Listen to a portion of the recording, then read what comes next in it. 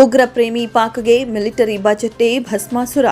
ಭಾರತ ಜೊತೆ ಹೆಚ್ಚಿದ ಉದ್ವಿಗ್ನತೆಯಿಂದ ಪಾಕಿಸ್ತಾನ ಮುಂಬರುವ 2025 ಹಾಗೂ 26ನೇ ಬಜೆಟ್ನಲ್ಲಿ ರಕ್ಷಣಾ ವ್ಯವಸ್ಥೆಗೆ ಮೀಸಲಿಟ್ಟ ಹಣವನ್ನು ಶೇಕಡಾ 18ರಷ್ಟು ಹೆಚ್ಚಳ ಮಾಡಲು ನಿರ್ಧರಿಸಿದೆ. ಇದರ ಮೊತ್ತ 2.5 ಟ್ರಿಲಿಯನ್ ರುಗಳಿಗೂ ಅಧಿಕವಾಗಿ ಮೀರಲಿದೆ. ಪಾಕ್ ಈಗಾಗಲೇ ವಿಶ್ವ ಬ್ಯಾಂಕ್ನಿಂದ ಸಾಲ ಪಡೆದು ಸಾಲದಲ್ಲೇ ಮುಳುಗಿದೆ. ಹೀಗಿದ್ದಾಗ ರಕ್ಷಣಾ ವ್ಯವಸ್ಥೆಗೆ ಹೆಚ್ಚಿನ ಹಣ ಮೀಸಲಿಟ್ಟು ಮತ್ತಷ್ಟು ತಳದಲ್ಲಿ ಹುದುಗಿ ಹೋಗುವ ಸಾಧ್ಯತೆ ಇದೆ ಎಂದು ತಜ್ಞರು ಅಭಿಪ್ರಾಯಪಟ್ಟಿದ್ದಾರೆ. ಏಪ್ರಿಲ್ 22ರಂದು ಜಮ್ಮು ಮತ್ತು ಕಾಶ್ಮೀರದ ಪಹಲ್ಗಾಮ್ನಲ್ಲಿ ನಡೆದ ಭಯೋತ್ಪಾದಕ ದಾಳಿಯಲ್ಲಿ 26 ಜನರು ಸಾವನ್ನಪ್ಪಿದ ನಂತರ ಭಾರತ ಮತ್ತು ಪಾಕಿಸ್ತಾನದ ನಡುವೆ ತೀವ್ರ ಉದ್ವಿಗ್ನತೆ ಉಂಟಾಗಿತ್ತು.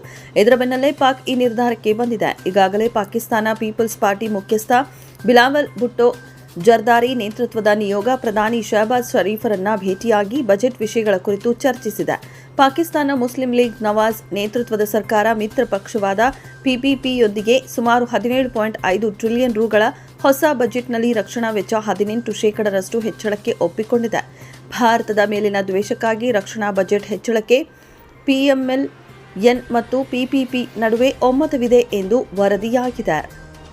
ಪಾಕಿಸ್ತಾನದ ಆರ್ಥಿಕ ದುಸ್ಥಿತಿ ಇಡೀ ವಿಶ್ವಕ್ಕೆ ತಿಳಿದಿದೆ. ಅದರ ಹಣದುಬ್ಬರ, ಅತ್ಯಲ್ಪ ವಿದೇಶಿ ವಿನಿಮಯ ಮತ್ತು ಭಾರೀ ಪ್ರಮಾಣದ ಸಾಲ, ನಿರುದ್ಯೋಗ ಮತ್ತು ಬಡತನದ ಹೆಚ್ಚಳಕ್ಕೆ ಕಾರಣವಾಗಿದೆ. ಇದರ ನಡುವೆ ಶಹಬಾಜ್ ಷರೀಫ್ ಸರ್ಕಾರ ಮಿಲಿಟರಿ ಬಜೆಟ್ ಹೆಚ್ಚಳಕ್ಕೆ ಮುಂದಾಗಿರೋದು ಭಸ್ಮಾಸುರನನ್ನ ಸೃಷ್ಟಿಸಿದಂತಾಗಿದೆ.